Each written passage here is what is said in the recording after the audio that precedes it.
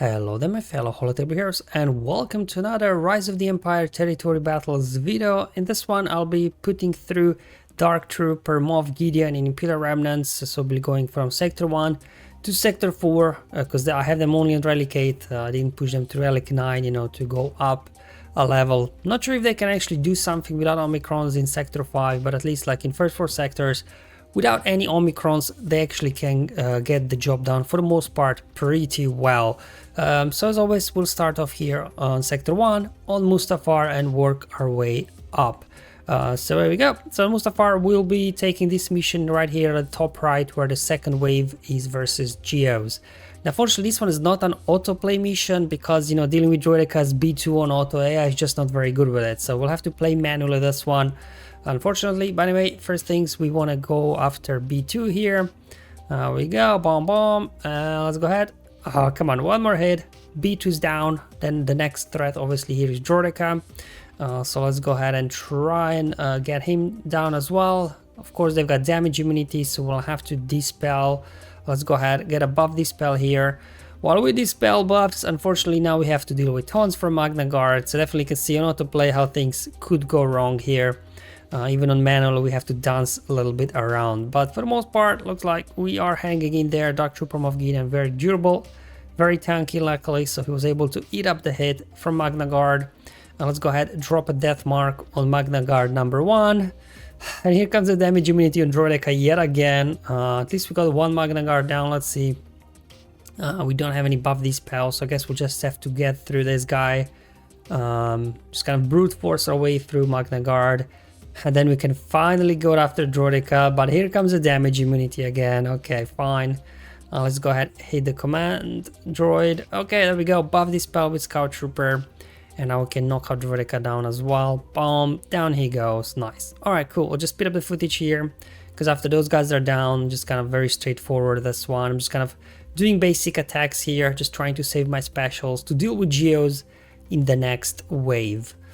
All right, here we go. Let's go ahead and let's get Dark Trooper for the assist. Hopefully get a stun and a daze. Beautiful. So we don't have to deal with counterattacks from Brood. We can also then dispel his taunt, and because he won't counterattack back, he's not regaining the taunt. There we go. Now we are out in the open. Let's go after Spy first, see if we can knock him out, because right, he is their main damage dealer here. So let's see if we can get him out. Let's call Death Trooper for the assist, and down he goes. Up next, let's go after Soldier. Let's go ahead. Death Mark. Ooh, even better. Well, Gibber Alpha did get a turn at this point, but you know, with their main 2 damage dealers out, I think we should be good here. But as you can see again, autoplay this one. Maybe with Enoch Omicron you could autoplay it, but without it, it definitely feels like a manual play, unfortunately, here on Mustafar. But at least they get the job done. The battle doesn't take too long. I know it's not as tricky as maybe later on the Mandalore. But anyway, here I'm saying, you know what, let's hit full auto. Just these 3 guys, we should be able to handle them. Okay, there we go, finish him, and Mustafar mission complete. Alright, so let's move over to Geonosis now, where we're going up against Reek. Now, unfortunately, this one can be autoplayed, so I'm just gonna go ahead and hit autoplay here. We go, we have to deal with the taunt first, I guess. So let's see if yeah, there we go, there goes the taunt. Okay. Oh, yeah, wants to go straight for Reek. Okay, interesting. Again, just full auto. We should be good here. They got a tank back. So we're gonna have to, I guess, take him down again. There we go. There goes the taunt. Let's go ahead. Here comes the taunt again. We're gonna have to dance a little bit, but eventually we'll get through it. Come on, guys. Let's go. Oh. Death Trooper not looking too good. There we go, back to full health. And now we just burn this guy down very quickly, so it shouldn't be too much of a problem. Death Trooper putting a lot of damage out there. And they go very quick, very easy. Moving on to Dathomir now. Losing a guy right off the bat, so here just gonna go ahead, hit full autoplay. So what you want to do is just target zombie to begin with. You get through her like 4 times, and then she's not coming back. And then what will happen is Death Trooper will be able to obviously use Terminate and apply Death Mark and prevent revives that way, and then eventually you will get death mark on everybody and they won't be coming back anymore. So full autoplay, not much of a problem here. But just take some time, but at least you don't have to really engage with it. There we go. In the next wave again, just target zombie and you should be good to go here. Once we get her down a couple of times, well, that was number 1, 3, yeah, okay, get her a few times down, 3-4 times or something, then she's not coming back anymore. And then again, same thing as we did in wave 1, I'm just speeding up the footage because this takes a while, but at least, you know, you don't have to babysit it too much. They'll get through the zombie and Death Trooper will get to work with his death mark, and eventually Night Sisters obviously will not be able to revive because of the death mark anymore. There we go, Talzin got death mark, she's not coming back. Sorry Daka, not much you can do here. Daka's down, she's coming back. There we go, was it a Terminate? I think it was. Again, preventing revives. Down to Acolyte, again sped up the footage so we don't sit here for like 10 minutes. And moving on to Mandalore, this is a tricky mission, a lot of RNG in this one, because like Maul just does whatever he pleases, so there's no like consistency to what he does. So it's not 100% win rate, but probably like maybe 75 for me personally. So 3 out of 4 I win. Anyway, let's bring everybody back. Let's go ahead and call Death Trooper for the assist. Alright, okay. Let's get again Death Trooper for the assist. We're just gonna have to brute force, unfortunately, for these guys. A mass assist over on Canderous. Ooh, down he goes. Alright, okay. Let's do this ability here. Okay.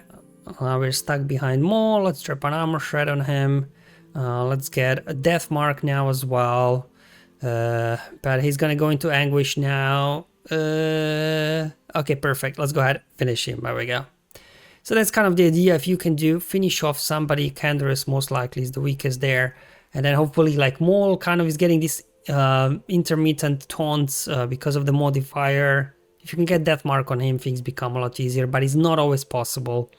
So again, by any means, not this thing. Good thing about with this one is Django looks like doesn't have his Zeta or something because he's not preventing revive. So even if he nukes somebody, you can still bring them back. So as you can see on the screen, no Zeta on Django, which obviously makes this doable. If Django would have a Zeta, this would be absolutely brutal. Luckily not, but anyway, I'm just gonna... The key thing here, heading into the next wave, to have abilities of cooldown. So again, you can land Death Mark on pass, otherwise you're gonna get nuked. So same thing as before, Beskar Mando looks like it's the only one without here bonus protection, so you just want to go after him first so you can get then death mark online and land it on pass.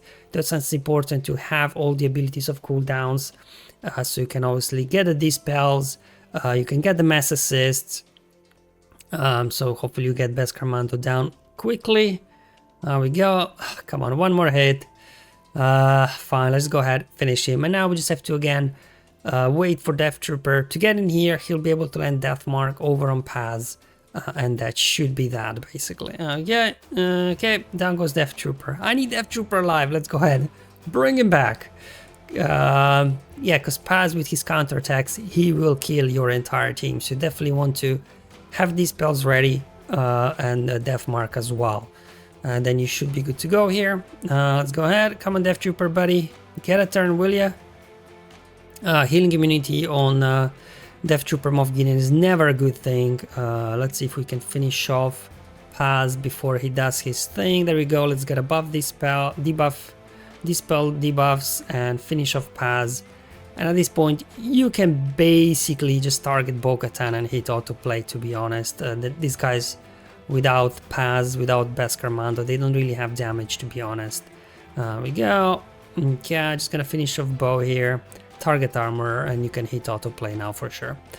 And there we go. Definitely this mission, I'm not saying it works every time just because there's so much randomness, especially with Maul in that first wave. So yeah, Death Trooper Moff Gideon, obviously, if you do have them, and Imperial Remnants, they're a nice solid squad and also very fun to use here in Rise of the Empire territory battles. Obviously keen to find out, is anybody having them at Relic 9? If without Enoch Omicron, can they actually get something done as well in Sector 5? I'm keen to find out, as obviously I'm working towards as well getting a full clear in Sector 5. So I'm actually missing one team, so I'm definitely look out for a Relic 9 team that can get the job done. Thank you for watching, guys. I'll see you in the next one, but until then, have fun, enjoy life, and may the RNG be with you, my friends.